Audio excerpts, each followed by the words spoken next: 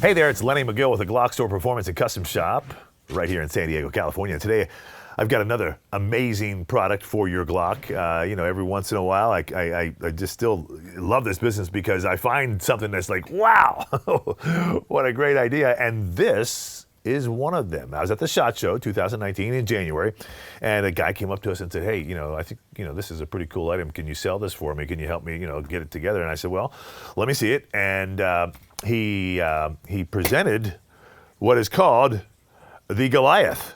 It's a plus 20 magazine extension that I have already pre-installed here on a 33 round magazine. Actually, it's a 31 round magazine, and we'll talk about that in just a second, but it's plus 20. So right now, as it sits here, this is 51 rounds, and it's pretty awesome. And it works. I've used it in PCC competition. It works in your handguns. It's just amazing. It's really cool. So that said, let me show you. It's available in different colors too. It's black on black, obviously, and we're going to talk about that. The black on red, or red on black, I guess it would be. More red than there is black. And there's a silver, or kind of a shiny on black. And then there's also a blue on black. Now, if you notice on the back side, there are 6 Allen screws. And we're going to go ahead and proceed to go through the disassembly and reassembly process. We're going to take this apart and put it onto one of the magazines.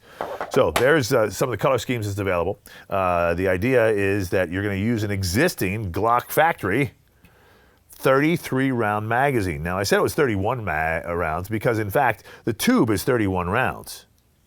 The plus 2 extension, which comes from the factory, makes it 33 rounds. So you could potentially take that off, just put a standard flat extension on it, it'd be 31 rounds. With the Glock Factory Plus 2, it's 33. Hence, it's known as the Big Stick 33 round magazine. We sell a ton of these. We do have these in stock just the way they are. But now, for all of you who are shooting PCC competition, or for those of you who want to load up and not have to reload often again, this new extension, this new plus 20 called the Goliath, I love to say that name because it is pretty awesome. So again, we talked about the screws on the back. They come out with a standard Allen screwdriver, which is this one right here. Okay, so I've got an Allen attached to this. This is actually one of our kits. It's pretty cool. A little kit we sell has, this comes in it, boom, boom, all that stuff. It's pretty actually awesome.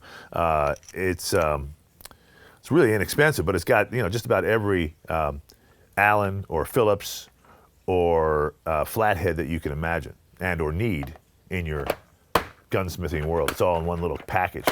So that's one little thing here. So I'm going to go ahead and talk about this magazine. We already told you about the base plate.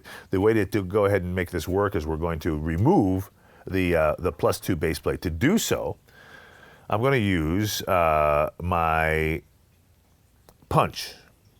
Now, we do make an MDT, which is the magazine disassembly tool, but it's really not going to work because of the placement of that hole all the way back there. So I'm going to use a punch, just a stout punch. This comes in our punch set that we sell. It's a thick one. It fits in the hole perfectly. Okay, it takes a little bit of muscle, but not a lot. So I'm going to go ahead and I'm going to push the insert plate on the inside in to kind of remove that pressure because it's pressing down. So there's like an insert cup in this particular extension. And it's interesting, as soon as you push that up there, you'll notice that the magazine base plate wants to move forward. Now, there are those little tabs on there that kind of capture it, so I've got to defeat that by muscling it off. So I'm going to push down, and I'm going to push down with this guy, and at the same time, and there it comes. I just defeated the tab. So I let it stop halfway, so like so. Didn't take a whole lot of muscle on this one. I think I've had it off before, that's why. But the first time is typically, it is a little tighter. And I'm going to walk it off very slowly, making sure that I keep my thumb on top of the opening of this magazine body so that spring doesn't go flying across the room, because it will. And the little insert plate in there, or insert cup that's in there, is going to go flying too, and it's going to be hard to find them. Plus, if you're down here like this and doing it, it could hit you in the face, so be very careful of that. You may want to wear safety glasses, maybe a safety helmet. But the idea is to keep it pointed in a safe direction and get your thumb over top so you can capture it as it comes off. And that's what I just did right there. So I captured it, and it's not a lot of spring pressure, but again, if you just let it go, it's going to go flying. So slowly let it out. And that's the cup I was talking about. It's kind of a cup that cups the spring. See how that fits? And notice the orientation as well. Okay. So the open side goes towards the back, and the closed side captures the spring. And this guy's going to capture it in the sense that it really holds onto it. So that's the orientation it goes into, like so. Okay. Now we're going to remove the factory spring. All right, I'll put the insert plate. And we're not going to use this +2, so I'll just put that off the side. The follower we're going to use. Now the follower is typically caught or captured onto the spring with just a little bit of spring pressure. So I'm going to just tilt this off, and you can hear it kind of click off. Comes off pretty quickly, but the one thing I want you to know is when it goes back on, there's a little snap, which means it stays on and comes off pretty easy. This spring we'll save for a later date, okay, because I may want to go back without the extension. So we'd always want to keep that and keep the other pieces, maybe put them in a plastic bag. Followers are going to still be used. The spring cup's going to be used. Now in the package, the Goliath, comes a new extended spring. So let me go and pull that out here real quickly. And there it is, and you'll notice it is significantly longer than the factory spring. Almost double. How about that? Not quite double, but almost. This is the spring, and now we're going to go ahead and approach the actual extension itself. Like I said, I've already gone ahead and taken all the screws out of the back, so move these guys out of the way. My blue one, I've already taken all the screws out. I also took the base plate out, but I'm going to put it back on just so you can understand how it came off. Base plate's going to go on like so. There's a spring-loaded detent right here. I'm going to push that down with a punch and push it back in like so. So it'll come to you like so. You remove your screws, which I've already done, and here they are, because you don't need to see me wrenching on those.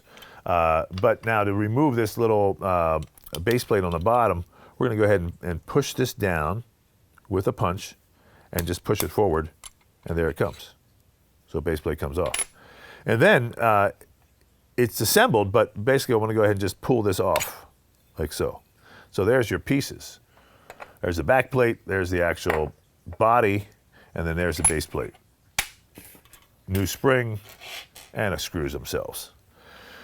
So now here is my magazine body. 31 rounds plus 20 will make it pretty formidable. The top of the spring is different than the bottom. Okay? This being the top. And hopefully you can see the difference. Let's see if I can get some. See how that is shaped versus how this one is shaped. Okay? So this one has that little hook right there. So that's going to be what's going to play with your follower. And keeping in mind the angle, it goes up. So the follower is going to feed up, and this is how it's going to sit there in the mag body. So now I'll just snap it in place. Or not. No, I will. There you go. Oops. It snapped, but it didn't collect. There we go. So it's on. And that's how that sits. So now we'll go ahead and feed our magazine. Oops, I'll do that last. Let me do that last. Yeah, that's right. What I want to do is I want to get this mag body onto the magazine body itself. So this is the aluminum mag body. It's going to go onto here. So we're going to go ahead and feed it like so. Oops. It goes like this. Okay. And now what we want to do is just squeeze it a little bit just to make it work, and it clicks into place. Okay. So I just squeezed the plastic a little bit as I got to the tabs.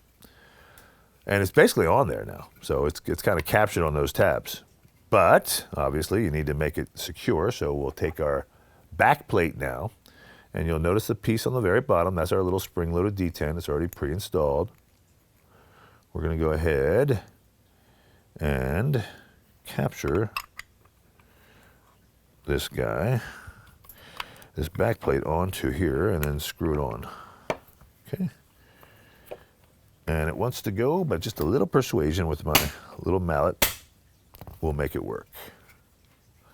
That's why you like that nylon head there, so you can tap on stuff without really damaging it. So there it is, it's seated. So now I'll take you through this screw process. Now, when you do these screws, you always want to remember that, you know, it's kind of like a lug nut on your car. We're going to not over tighten one corner. We're not going to want to get it to tweak down. We want to make sure that we get this thing to sit down flat.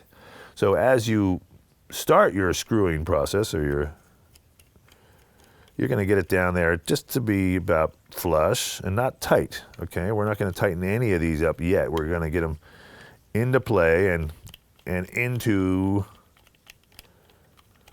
position, and then we'll go back and start to tighten one at a time, being careful not to over tighten one corner, because that could tweak it a little bit. And I don't know that this is this critical on this particular application, but it's always a good habit that when you're working with firearms and screws and this kind of thing, that you be aware of the fact that you have to make sure it's balanced out.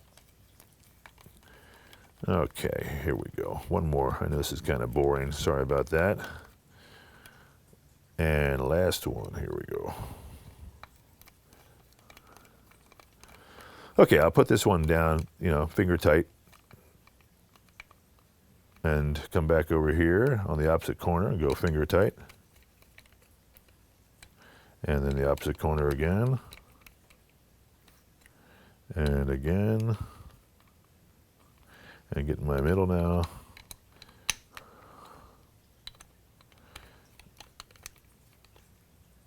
And I'm pretty sure now that this is in place. So the fun part will be feeding this spring in here. Again, thinking about the orientation of the follower and how it's going to go. It's going to go up, the rounds go up, so it goes forward. The front of the magazine body is here, up, going forward. I'm going to feed this guy in. And there it is. So I've got that much spring to compress. Remembering that I do want to use my spring cup. So remember how the spring cup goes in. It's actually let's see here. Is that right? I think it's going this way, right?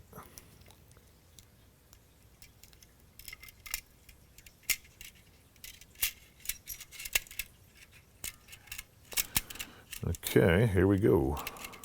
Now, one good way to do this is just kind of grab them and stack them and grab them and stack them. And there it is. It's all the way in. So, now you have to figure out keeping a finger there. Put my base plate on. Push it all the way back. Grab my little punch. I'll get a bigger punch here, it'll be a little easier. And put it in.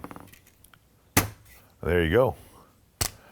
51 rounds in a magazine body.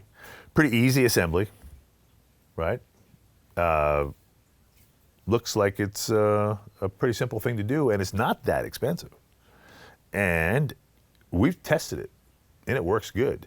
There's a couple stipulations about the length of the ammo. You'll find those on the back of the package. They're very concerned about the overall length, but typically, everything you're buying from the factory is going to work.